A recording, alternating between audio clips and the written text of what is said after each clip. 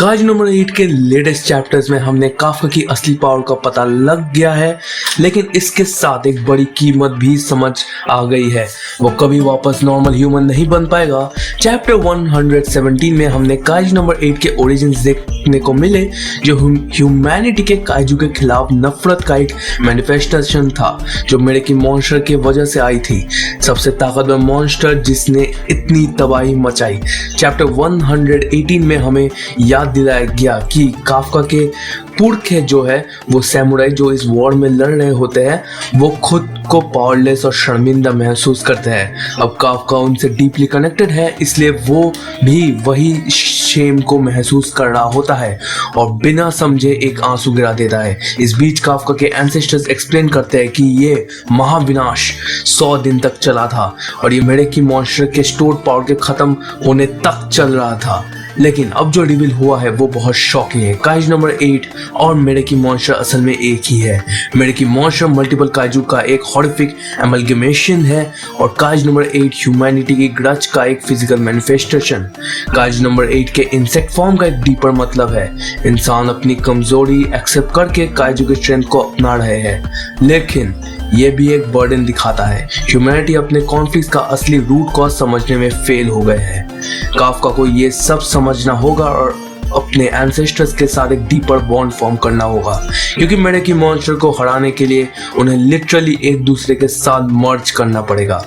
क्या ये काफ्का का दिल? चैप्टर 114 में हमें देखता है कि काज नंबर 8 का कोड डिस्ट्रॉय हो गया था। अब काफ्का को डिसाइड करना पड़ेगा, अपने दिल को एक कोड में कन्वर्ट करके काइजू बन जाए या अपनी ह्यूमैनिटी को वापस ले आए। वो काइजू फॉर्म के ज्यादा यूज से पहले ही परमानेंट ट्रांसफॉर्मेशन की तरफ बढ़ रहा है। चैप्टर 54 के बाद से ही उसका एक हाथ वापस नॉर्मल नहीं हुआ, इसलिए अगर काफ्का कोड बनाने का डिसीजन लेता है तो वो अपने पुराने ड्रीम्स और अपने फ्रेंड्स को बिट्रे करेगा। लेकिन अगर वो ह्यूमैनिटी के लिए सैक्रिफाइस करते हुए काइजू बनने का डिसीजन लेता है तो वो एक ब्रिज बनेगा इंसान और काइजू के बीच।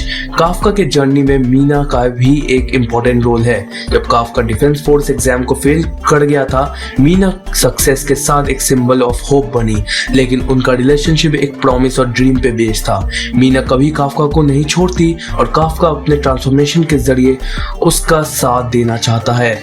उनका बॉन्ड बैटलफील्ड पे टेस्ट होता है, जहां मीना उसका एंकर बनती है। काज नंबर 8 और काफ्का के फेलियर्स ने उन्हें और स्ट्रॉन्ग बनाया। काफ्का का ट्रांसफॉर्मेशन एक सैक्रिफाइस है जो वो अपने फ्रेंड्स के लिए कर रहा है, चाहे वो उसके डिसीजन को समझ ना पाए।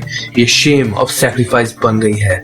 नरुमी और होशिना भी अपने लिमिट्स में आ चुके हैं। ओवरहिट होने की वजह से उनके इक्विपमेंट्स फेल हो रहे हैं। मेरे की मॉन्स्टर के अटैक्स अनप्रेडिक्टेबल और पावरफुल है। नरुमी अपने ब्रेन को टोस्ट होने का रिस्क लेके एक कंट्रोल ओवरराइड करता है, एक सैक्रिफाइस जो वो ह्यूमैनिटी के लिए कर रहा है। लेकिन इस सब के बावजूद नरुमी और होशिना फेटल अटैक से बच नहीं पाते। नरुमी को चेस्ट में घायल कर दिया जाता है और होशिना भी वल्नरेबल हो जाता है। लेकिन याद रखो, ये शोनेन है। काफ्का अपनी नई स्ट्रेंथ के साथ बैटलफील्ड पर 1 सेकंड के अंदर पहुंचता है और मेरे की मॉन्स्टर को भी डरा देता है। अपनी पूरी पावर के साथ नरुमी की जान बचाता है और 400 साल की हेट्रेड और शेम को एक पावरफुल ब्लो में चैनल करता है। ये एक बैटलफील्ड है जो पास्ट, प्रेजेंट और फ्यूचर को एक साथ लाता है। एक पीक शोनेन मोमेंट। आगे क्या होगा? क्या काफ्का अपनी ह्यूमैनिटी वापस ले पाएगा या वो हमेशा के लिए काइजू बन के रह जाएगा? देखना भी बाकी है। सो आई होप आप लोगों को ये भी वीडियो पसंद आई होगी। मिलता हूं आप लोगों से अगली वीडियो में, तब तक के लिए गुड बाय।